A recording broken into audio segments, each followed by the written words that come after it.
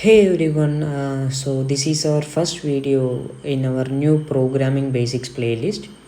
So over this series, we are going to build up your programming knowledge from absolute zero. And today in our module 1 or video 1, we are covering the foundation of the programming, whether it independent of any language. So, what we will cover actually? We will cover what programming actually is, how computers understand what we tell them, and how your code eventually turns into something that runs. So, let's get started. So, here is the slide that a quick look at everything we will go through in this video.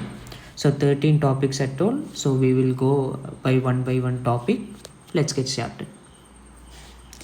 So first is at the very beginning, what is programming really? Simply put, programming is the process of giving a computer a set of clear step-by-step instructions to perform a task. Like think of it like writing a recipe, except instead of a cook, you are instructing a computer. And here's the key thing to understand: a computer has zero common sense. It does exactly what you tell it, nothing more, nothing less. So, if your instructions are wrong or incomplete, it won't figure out what you meant. It will just do exactly what you said, mistakes and all. So, programming at its core is this flow.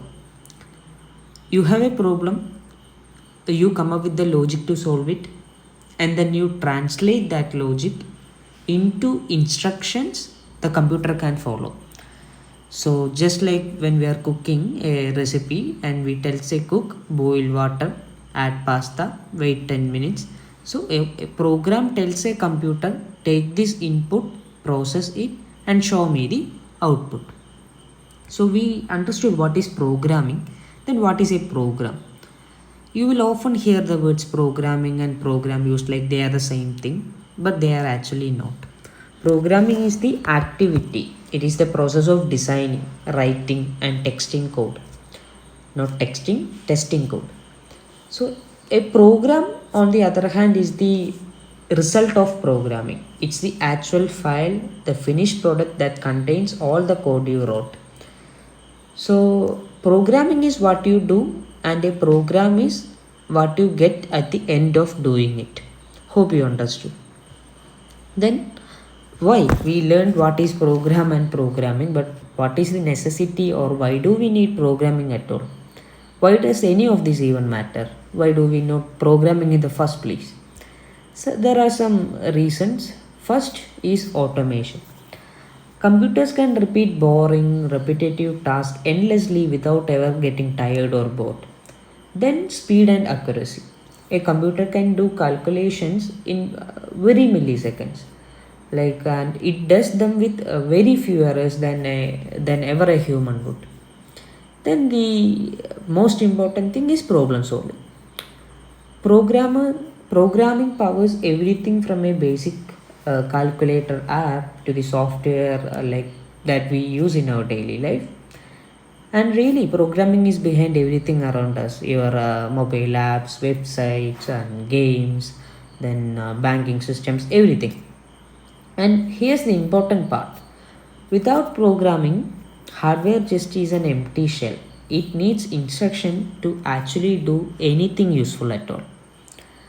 So we understood why we need programming. Then how does a computer understand a program?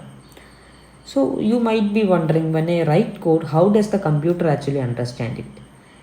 So we know the computer processor CPU only understands one language, binary. So binary is the language that computer speaks, which is only consisting of zeros and ones. And that's just sequences of zeros and ones. So whatever human readable code you write has to be translated into that binary form before the computer can do anything with it. And that translation job is done by some special software that we will discuss later, which is actually called either a compiler or an interpreter. And in this flow you can see we start with human readable code, like this print statement I have given here.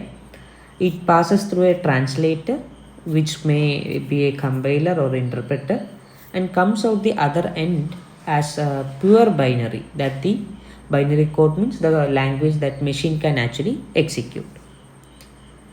Now comes the separation between hardware and software. This is like a lot of thing and distinction for the beginners.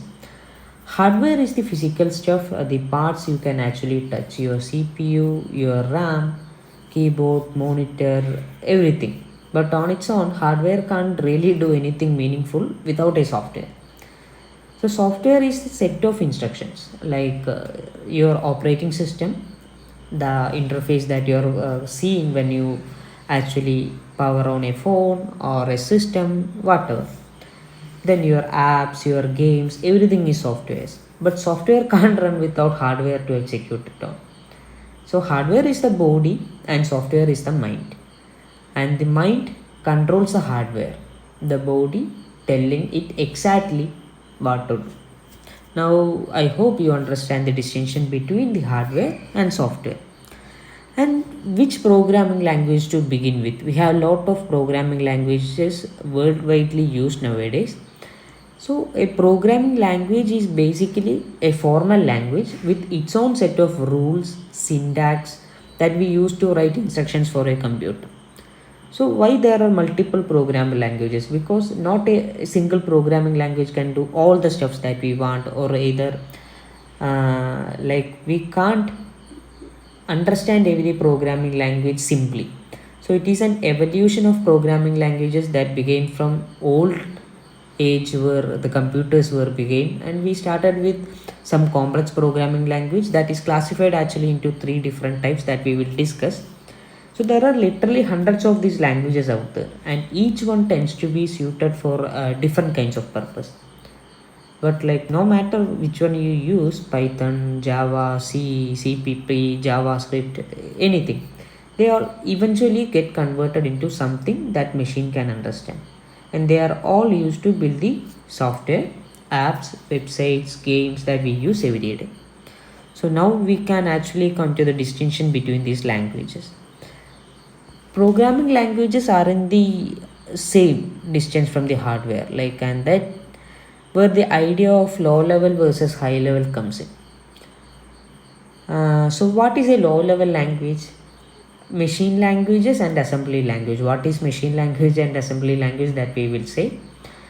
So these both machine language and assembly language sit right next to the hardware. It is more like programming the hardware that we use machine language and assembly language. And on the other end, we have the high level languages like Python and Java, which are much closer to how humans actually think and communicate. Actually, similar to the normal language that we use in our daily life, more precisely, similar to English.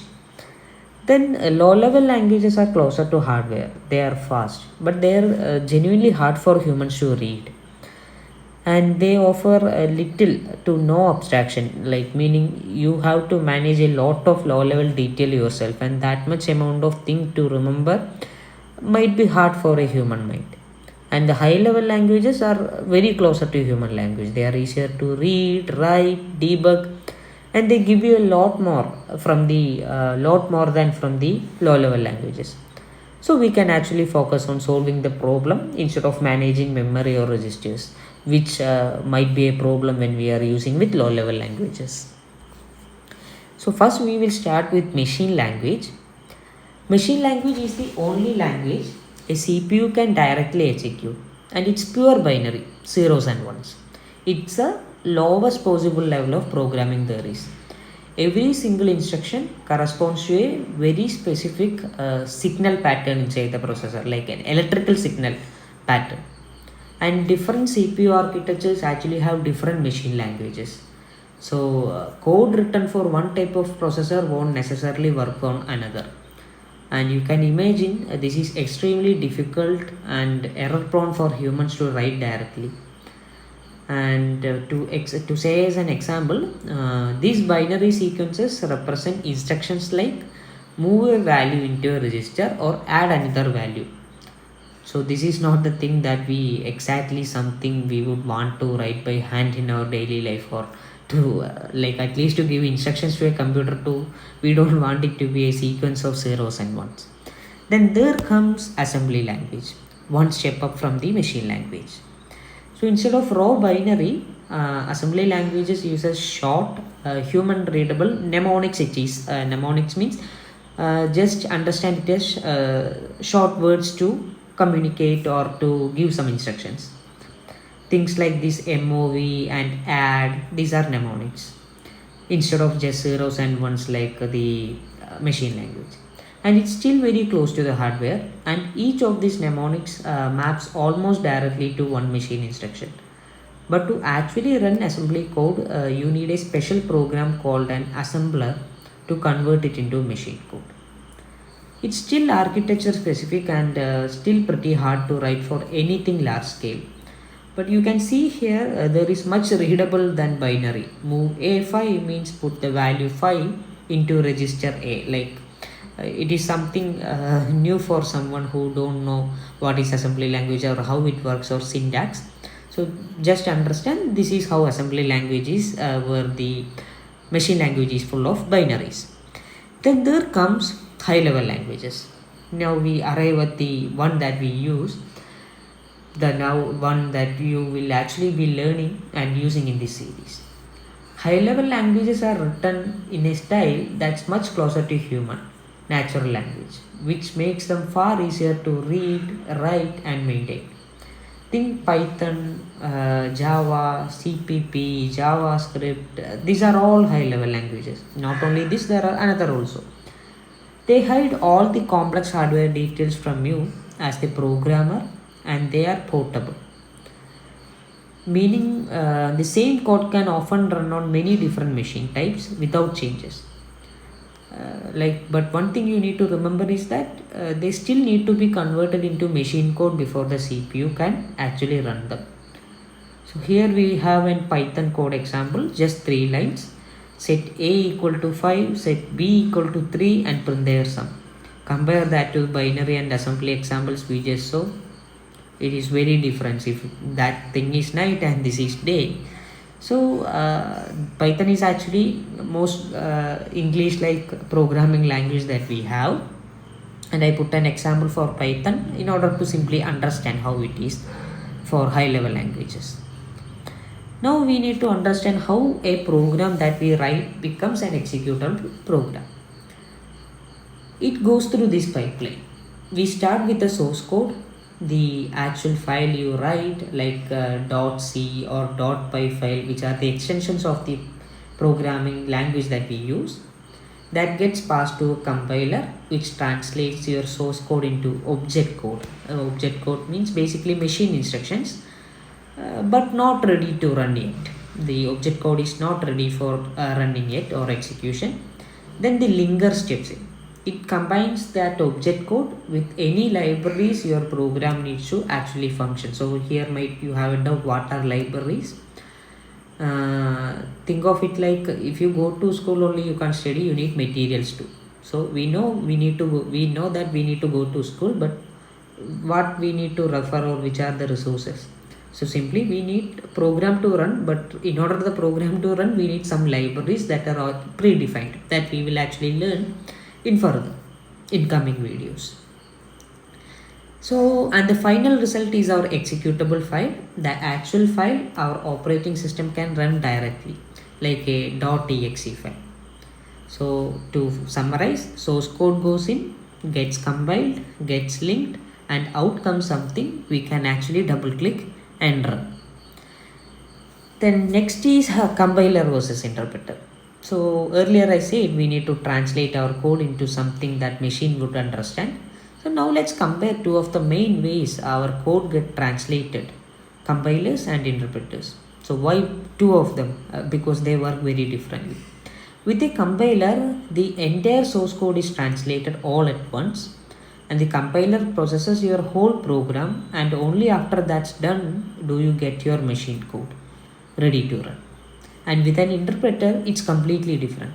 It goes through your source code line by line, translating and executing each line immediately, one after another. And I have a small comparison table added. Compilers translate the whole program at once, which means faster execution once it's compiled. But errors only show up after the full compilation finishes. Languages like C and C++ use this approach. And then interpreters translate and execute line by line. This makes them slower during execution, but very easy to debug because errors show up immediately, right at the line where they happen. And the examples for those programming languages that use interpreters are Python and JavaScript. Then we have one more one, that is assembler. So let's now bring all three of these translators together: compiler, interpreter, and assembler. Starting with input, a compiler and an interpreter both take high-level code as input, while an assembler takes assembly code specifically. And for output, a compiler produces a machine code file, and interpreter directly executes the code without producing a separate file. And an assembler also produces machine code. And in terms of translation speed, a compiler is slower because it's one time only, full program translation. And an interpreter works line by line, and an assembler is actually quite fast since it's basically a simple direct mapping from the mnemonics that we use to machine instructions. And when it comes to runtime speed, compiled and assembled code both run fast, while interpreted code runs a little slower. And we have given examples too. C and C++ are compiled, Python and JavaScript are interpreted, and the NASM and MASM, which are old languages, today I don't know whether they are used, and they are assemblers, using assemblers. And what we can summarize from the comparison is: an assembler converts assembly code into machine code, a compiler converts high level code into machine code all at once, and an interpreter converts and runs high level code line by line. So let's recap all the things that we studied today. Programming is the process of writing instructions, and a program is the actual result of that process. Computers only understand binary machine code. That's the only language the CPU speaks. Hardware needs software to actually be useful. Hardware is the body and software is the mind. Then programming languages range from low level like machine language and assembly all the way up to high level languages like Python and Java. And your source code becomes a runnable executable through translation only, handled by some things called compiler, interpreter, or an assembler, depending on the language we use and the use case. So that's all about our module 1 or video 1. In the next video, we are going to do some programming setup, like what is programming environment and how can actually start writing and running real code. So if this helped you understand the basics, drop a like, subscribe so you don't miss the next one, and I will see you there. Thank you.